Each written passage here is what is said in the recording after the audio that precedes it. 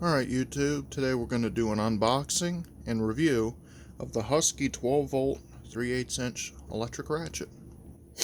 Let's begin. So, I have had this for about a week or so I can give an honest opinion of my usage of it. So, we have some testing equipment here. Have a torque wrench set at 30 foot-pounds. We'll see if it can break that, and then we'll see what it can do after. This has charged all the way through a full charge cycle, and then I let it rest, and then I plugged it in again to make sure it's totally full, so we don't have that.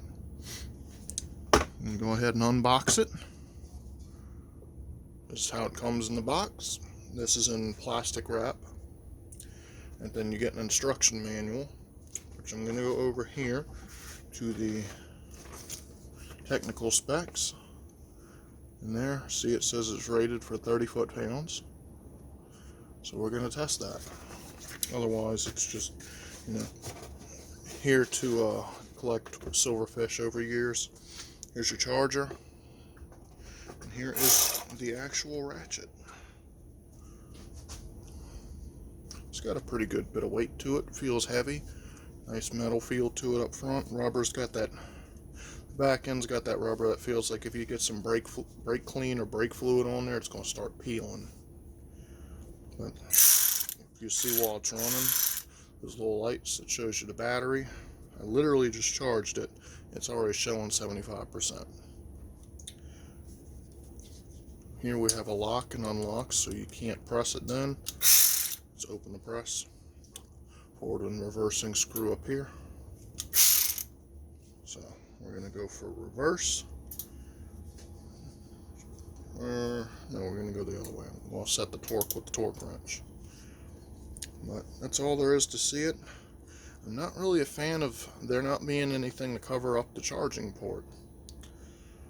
I mean, you figure it's working in a dusty environment. Usually this kind of stuff is used in a mechanic shop. It's going to be grease and stuff getting in that charge port. They should at least give a little flappy thing to cover that over, in my opinion.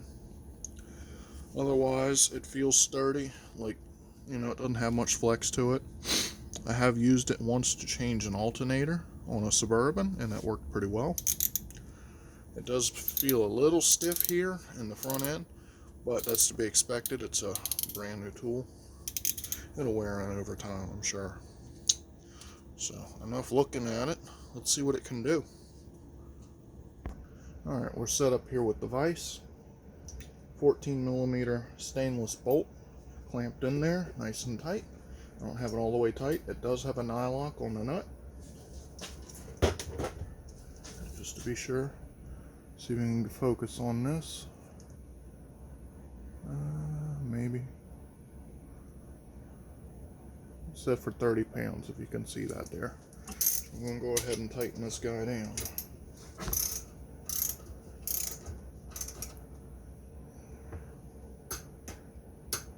Alright, 30 pounds right there.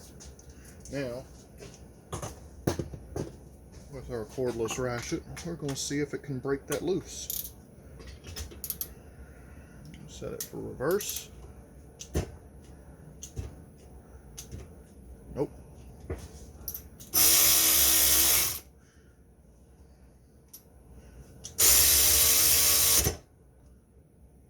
Alright, let's see what it is.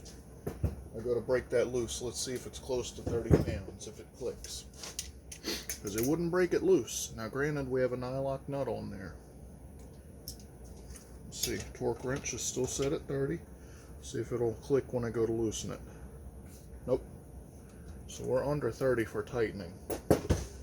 Now this thing does show it being at 75%, even though I charged it no less than an hour or two ago. So, curious. But, as it goes, I mean, it does work. I mean, even if you can't get a full 30 pounds, I mean, no one's using a ratchet to gauge torque, but, you can use it to tighten it up. Most of the time, like, when I use this thing, it did it that time. Alright, let's try it again. Maybe the first time it messed up. Alright, we'll give her full. Put her down. Let's get our torque wrench back out. Torque it back to 30 again. Alright, we're at least 30. Let's see if she'll do it this time. Can't be condemning it yet. Oh, it did it that time. Maybe the first time it just wasn't feeling up to it. And it does have a variable speed too.